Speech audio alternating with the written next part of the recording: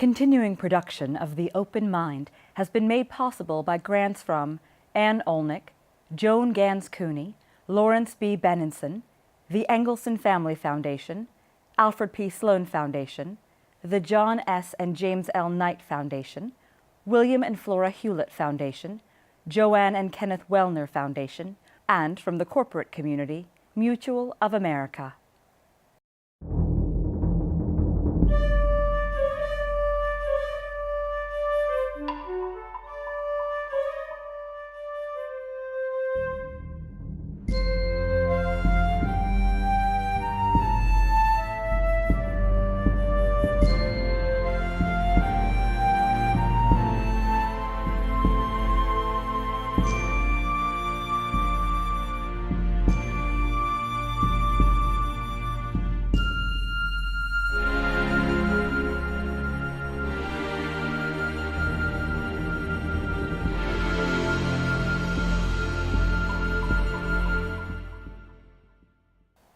I'm Alexander Heffner, your host on The Open Mind.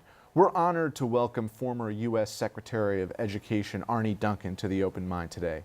Prior to joining the Obama administration, Duncan served as CEO of Chicago Public Schools and won praise for uniting the city's stakeholders behind a consensus education agenda.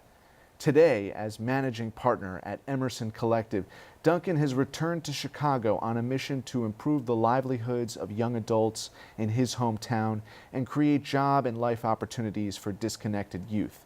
Established by Lorraine Powell Jobs, Emerson Collective spearheads social justice initiatives. Now Duncan is author of the new Simon & Schuster book, How Schools Work, an inside account of failure and success from one of the nation's longest-serving Secretaries of Education. An authentic account of these real-world struggles, Duncan focuses acutely on the big political lies and crises plaguing American education, from the halls of Congress and state houses to the principal's office and classrooms.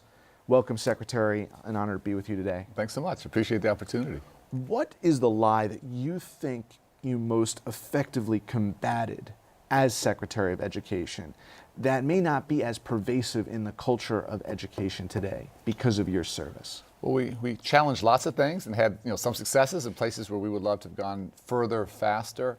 I think one of the things that we really tried to challenge was the idea of dumbing down standards, where standards were very low, where we were telling young people they were on track to be successful beyond high school, and they weren't.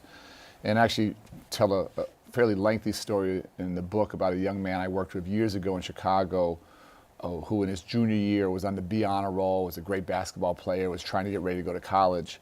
I started working with him and found he was basically functionally illiterate.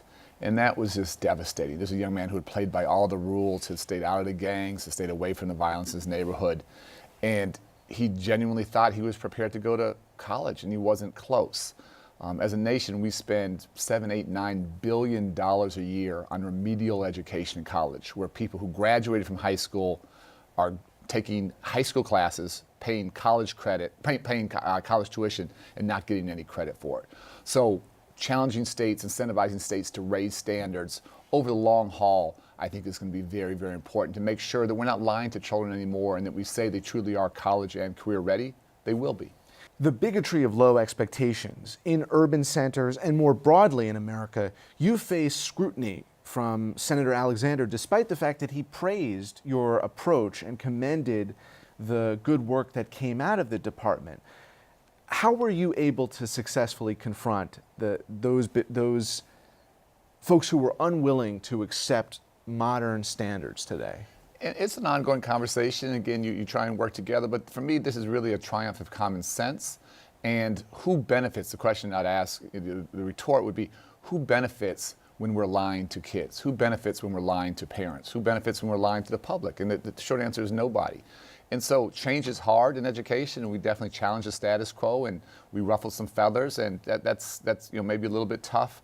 But Alexander, I always just feel this huge sense of urgency. Our kids have one chance to get a good education, and we have to go further, faster. We have to work harder. Our competition isn't, Illinois or Indiana or Montana or Wisconsin. The competition is China. in India, in Singapore, in South Korea. And our children here in the United States are as smart, as innovative, as curious, as hardworking as children anywhere on the planet. I just want to give them the best chance in life. And I want to keep high-wage, high-skilled jobs in the United States. And to do that, we have to have the best educated workforce on the planet.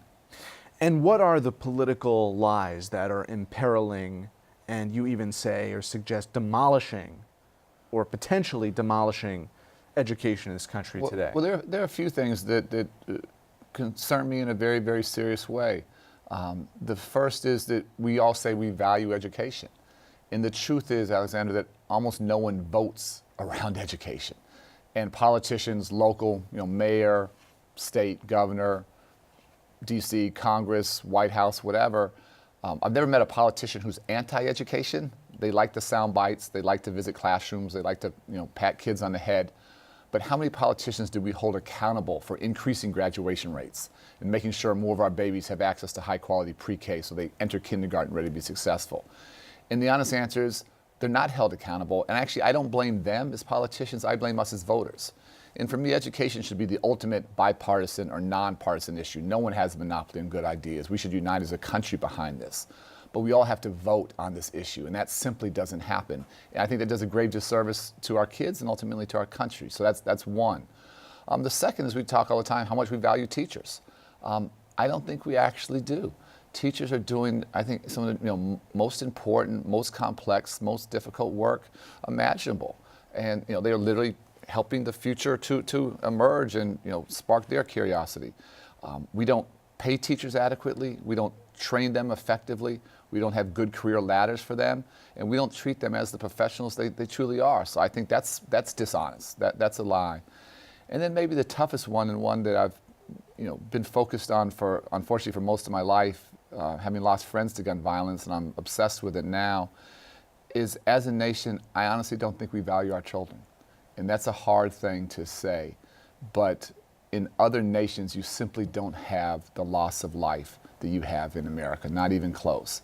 And our teens today, we've basically raised a generation that are raised on mass violence, on mass shootings and gun violence. And they're fighting back, they're saying it's not acceptable, but I think we as adults have absolutely let them down and let them live with a level of fear and trauma that makes no sense whatsoever. This hubris that we don't really need to acknowledge global standards, that is the politics and the brand of politics of the present administration. I don't think that necessarily is something you're running up against in Chicago public schools. It may be, but how have the nativist politics infected the education debate? Because that seems to be the biggest lie of all, that we do not need to be concerned with the rest of the world. Yeah, so again, let's sort of step back. If we want to have a thriving middle class, if we want to break cycles of poverty, if we want to have a vibrant, civically engaged democracy, the only way I know how to get there is through high quality education for all. And the truth is the vast majority of our kids, 90% of children in America, always have and always will go to their neighborhood public schools. And we have to make sure that every school is a great school. And the most important thing we can do is get great teachers in front of every single child and have a great principal in those buildings. And again, when we do those things, I'm actually very optimistic about our country and where we could go because I see how smart and how committed our kids are. But if we don't take those responsibilities seriously, then we actually exacerbate the divide between the haves and the have-nots in our country. We exacerbate the cycles of poverty and social failure. And so that, for me, the stakes here are so high. I go back to growing up on the south side of Chicago.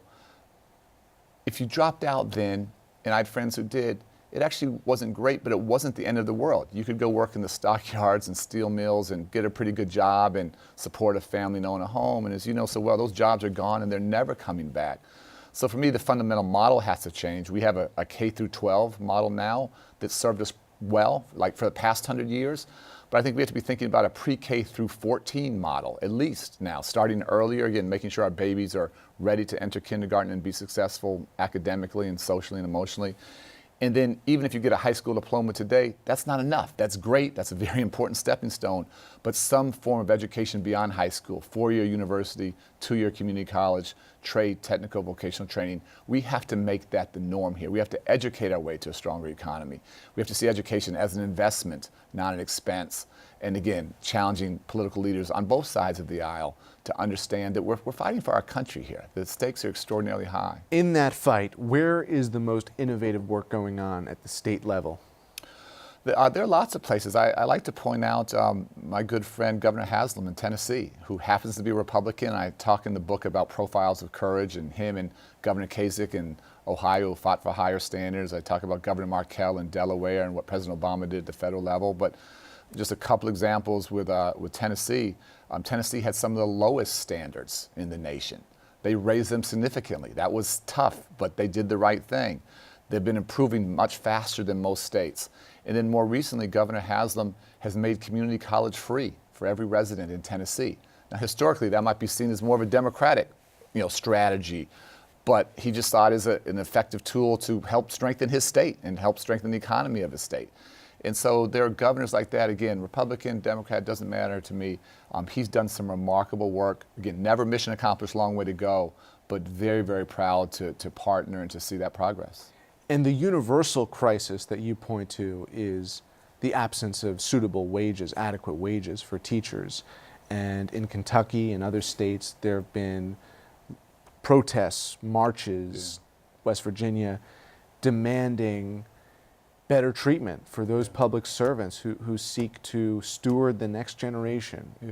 Where is that lie, and where does that truth lie? Well, that goes back to, again, saying we value educators, saying we value teachers, and we don't. And I actually talk about those protests and strikes in my book, and just the fact, I don't like the politics of it, but the fact is those are all Republican-led states where governors have starved those educational systems. And Oklahoma, you just go right down, West Virginia, went right down the list, Kansas. And when we starve public education, when we don't take care of teachers, again, who are we benefiting? Where's the win there? I'll never forget talking to a teacher in my office in D.C. from North Carolina, and it really hurt because North Carolina historically did a great job educationally, and Governor Jim Hunt was one of my heroes. We still work together. But then things changed and priorities changed. And I talked to a teacher who was selling blood, selling plasma to make ends meet. And it's untenable. And here we are saying, please educate our babies, our children, please give them a chance in life. And then we're also asking you to sell blood to pay rent. It's wrong. It's wrong. And we should be paying teachers a lot more, paying principals a lot more. We should hold them accountable for good results. This is never for me about, a blank check or a free lunch. But that's the best investment we can make is in great teachers. And we need to think differently about teachers working in whether it's inner city Chicago or here in New York or in Appalachia or on a Native American reservation. Some jobs are just harder than others. How do we better support them? How do we better reward that? How do we better incentivize great teachers to go to the kids and communities who are the furthest behind, who need the most help? There's so much in terms of creativity we're not doing.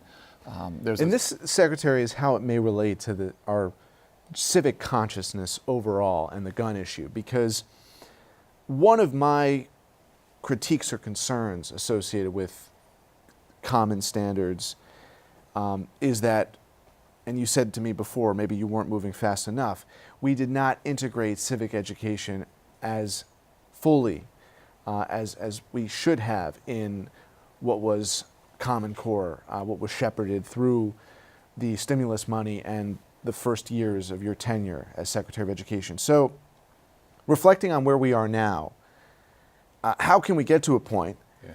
Does it take candidates who are campaigning on raises for teachers? Can we get through state houses more formidable civic education that resonates for people's lives on an issue like safety, mental health, and school safety? We absolutely can if, and this is a caveat, if we vote on these issues. And again, whether it's far left, far right, liberal, conservative, Democrat, Republican, it doesn't matter to me. No one has a monopoly on good ideas. We don't really have candidates who run on teacher wages, right? we don't have them run on education. And again, let me be very clear, I don't blame them. I blame us. I blame us as voters. Understood. Because we don't demand it. And for me, what I call it is a well-rounded world-class education. And yes, civics education is a huge part of that. But for me, so is financial literacy. Right. So is foreign languages. So is the ability to code. And these are things that maybe 30 or 50 years ago you didn't need, but every child needs and deserves access to a well-rounded world-class education. And they deserve access to great teachers and great principals and school buildings that aren't crumbling. And again, these are investments. These aren't expenses. These are investments in our future.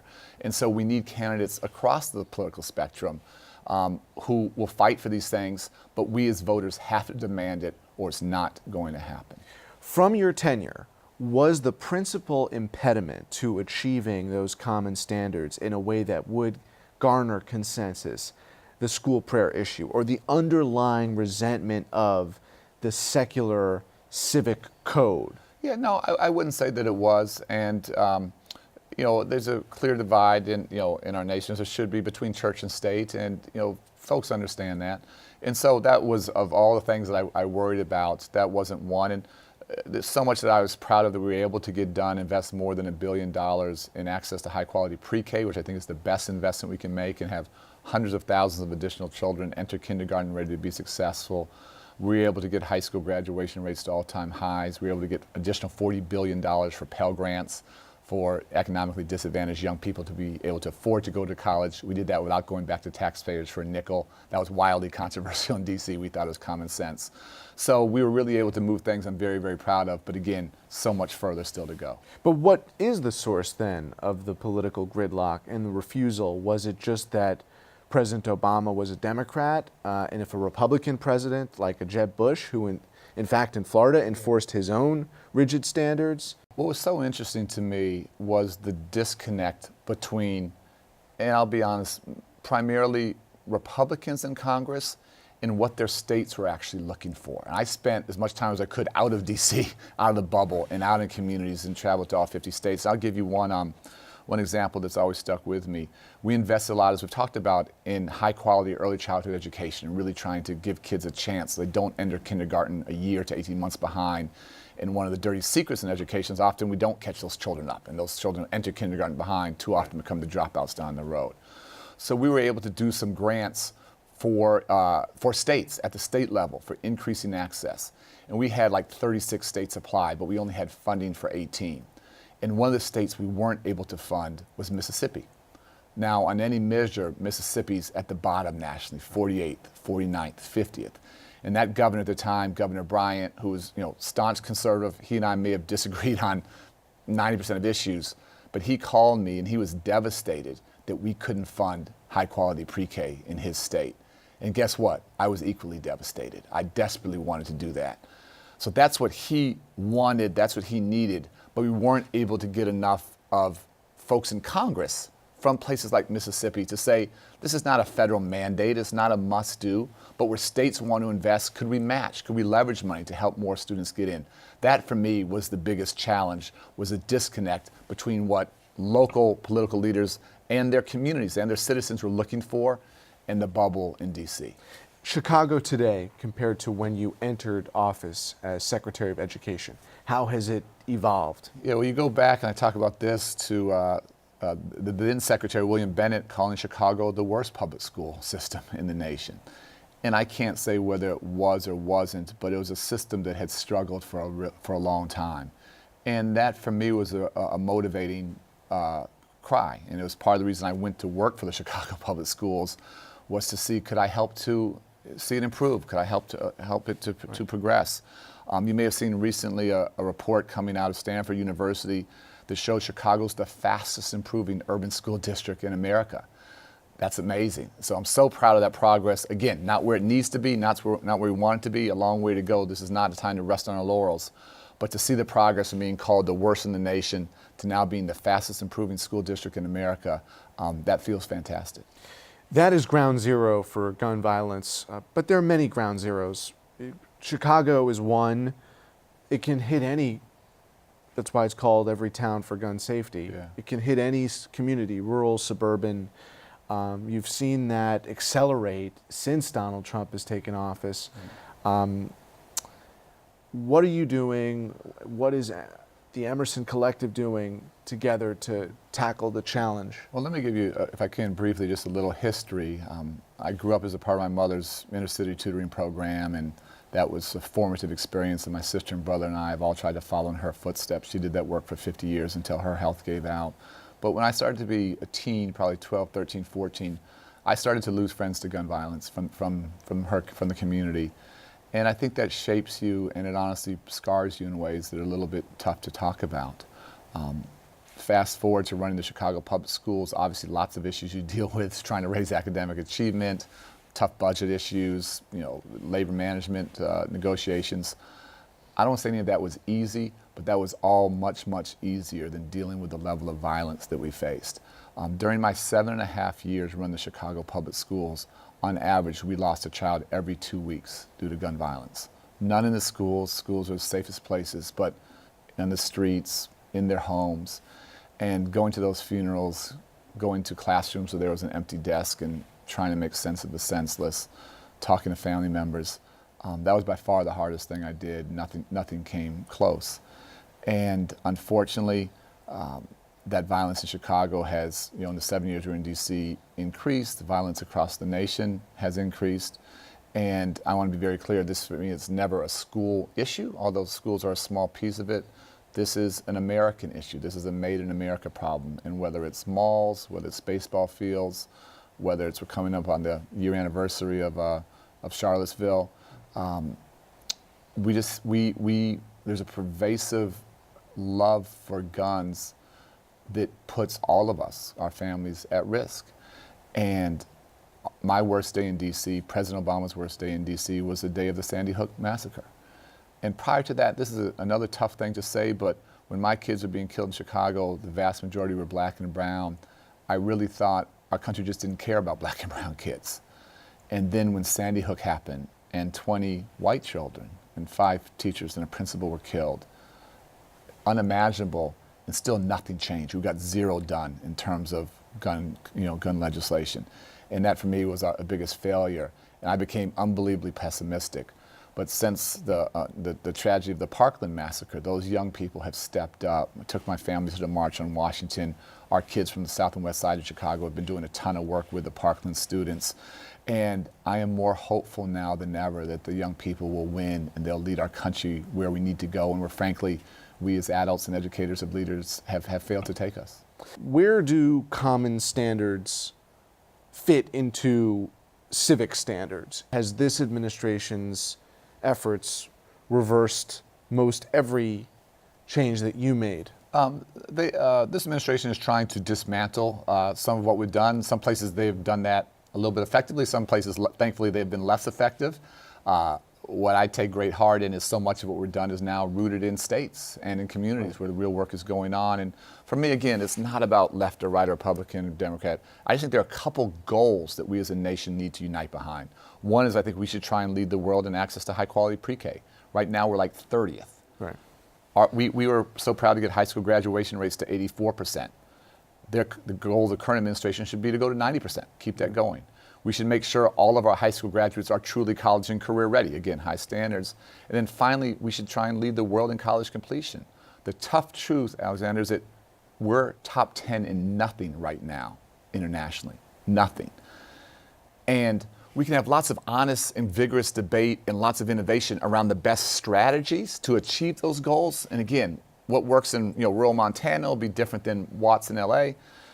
But we should unite behind the goals and then watch and scale what works to get there. Right. And also not punish people. There was the perception, and sometimes this was experienced, that folks' individuality was somehow compromised in adhering to strict standards. If someone is more gifted in the humanities or passionate about the humanities, that they would be dragged down by their inability or dislike for other subjects. Yeah, no, that's obviously never the goal. You're going to go back to having a well-rounded, world-class education for every child, let them thrive.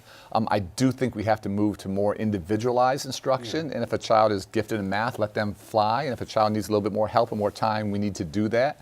And not punitive. Not punitive. It's always measures about catching up. And for me, it's always about growth. How much Right. a student's improving, and whether you're gifted or average, or whether you have some learning challenges.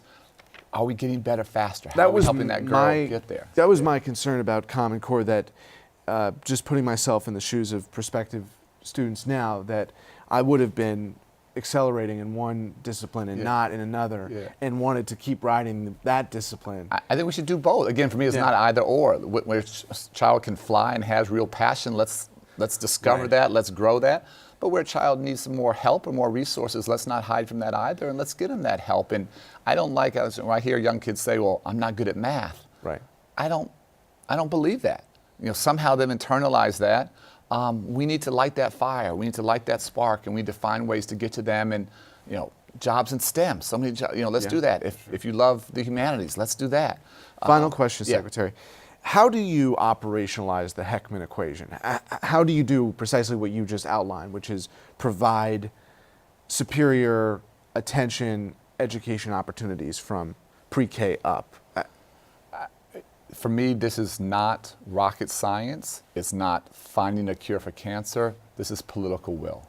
This is political. We know how to do this. Universal pre-K. Universal pre-K. Access to great early childhood teachers, access to AP classes, the chance to go to college, chance to develop, vocational skills. If we had the political will to provide universal access to pre-K, we would do it tomorrow. One, again, tough example. I was 2 summers ago with my son playing basketball in the Netherlands, and they have universal access for 4-year-olds to pre-K, and they were then working on bringing it down for 3-year-olds. And when I told them about how hard I was fighting and the battles and the challenges, and they almost thought I was lying. They couldn't quite believe it. And then they asked me the question, how come your country doesn't value children? And that was a very tough question. There, they decided that that was a priority. Every 4-year-old had access, and they were working on every 3-year-old. How did you answer that, though? I struggled with it, and I still struggle with it. And I think the honest answer is, again, we say these things, but I don't watch what people say. I watch their actions. I look at their policies. I look at their budgets. We say those things. I think it's dishonest. I think it's a lie. I don't think we value our children in the way that other nations do. We don't educate the way other nations do.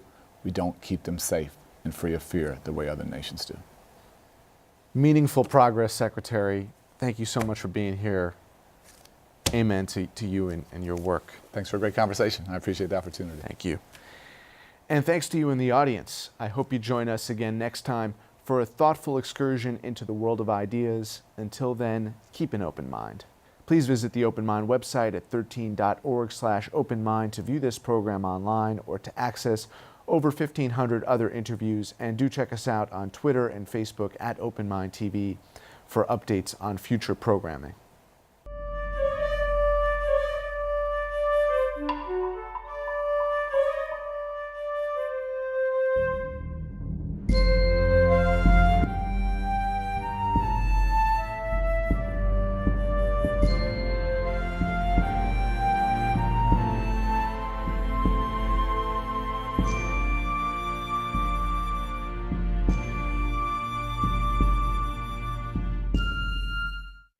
Continuing production of The Open Mind has been made possible by grants from Anne Olnick, Joan Gans Cooney, Lawrence B. Benenson, the Engelson Family Foundation, Alfred P. Sloan Foundation, the John S. and James L. Knight Foundation, William and Flora Hewlett Foundation, Joanne and Kenneth Wellner Foundation, and from the corporate community, Mutual of America.